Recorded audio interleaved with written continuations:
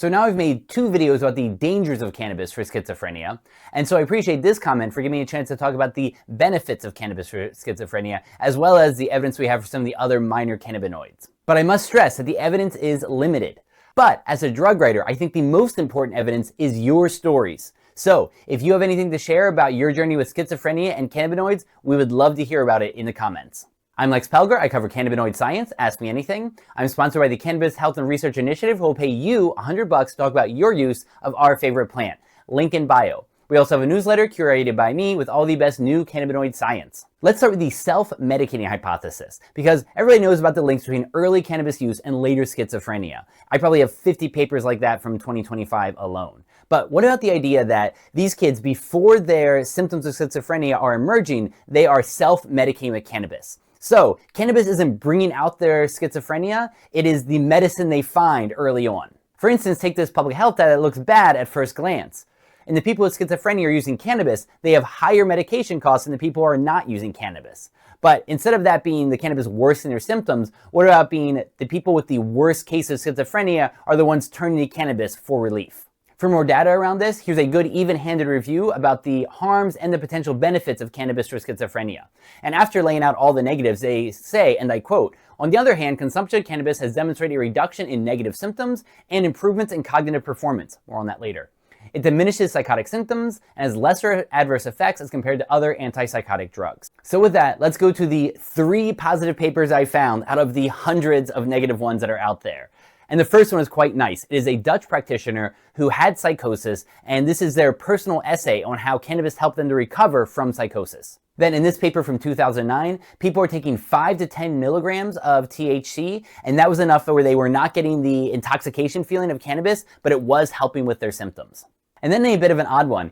Here are people with schizophrenia, and the cannabis seemed to be protecting them against gut disorders, and it wasn't protecting the healthy controls. And then here's 3 on finding not much of a contribution from cannabis. In this first one, it was people with a clinical high risk of psychosis, and their cannabis use had no significant association to their transition to psychosis, the persistence of symptoms, or functional outcomes.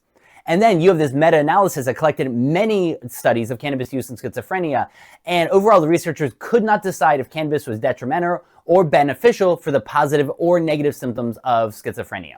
And when you see data like that, it often means the effects might be there, but they're not gigantic. Then in this longitudinal study where they followed people for a long time, they did find that cannabis use was linked to schizophrenia, but they found greater contributors to be depression and anxiety. You also have some very persistent data about people with schizophrenia who are using cannabis having better cognitive performance than the people who are not.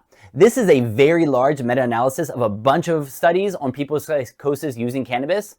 And this showed, and I quote, "better neurocognitive performance for planning, reasoning, and working memory, smaller effects for processing speed and attention, and individuals with lifetime use appearing to show better neurocognitive function." So that's cannabis itself, presumably high THC. What about the great CBD? Well, there are a lot of studies on it, but the dosages being used are something like 800 to 1,000 milligrams of isolated CBD. At those levels, you're having gut effects of loose stools, you're getting somnolence. It's not always the easiest thing, but it's also easier than antipsychotic meds in general. To get more of the data, here's 4 reviews on the use of CBD for schizophrenia.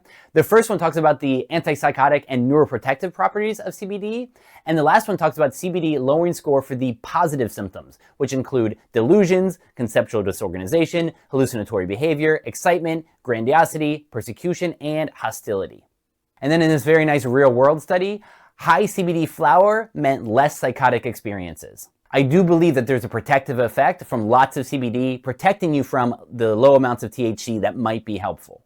The other molecule you should absolutely consider is the endocannabinoid PEA. It's already widespread in your brain and body and has been studied since the Cold War for its effects on the immune system. And in this first study, 12 weeks of PEA reduced psychotic symptoms, possibly via immune and inflammatory modulations. And then this is a review of 13 different studies using PEA where it was both a biomarker as well as a potential treatment.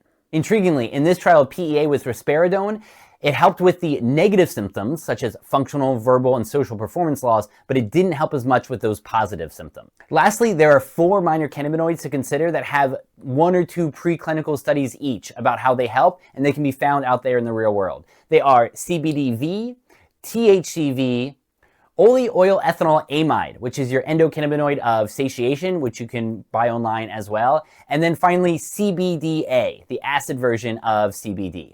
For you neurochemistry nerds, I'll end on the mechanisms. Of course, most of the studies are on dopamine, but there's also a lot of studies on glutamate, the brain's most common excitatory neurotransmitter, as well as GABA, the brain's most common inhibitory neurotransmitter. Also, as mentioned earlier, the anti-inflammatory and neuroprotective effects might be some of the keys underlying why cannabinoids can be helpful for schizophrenia.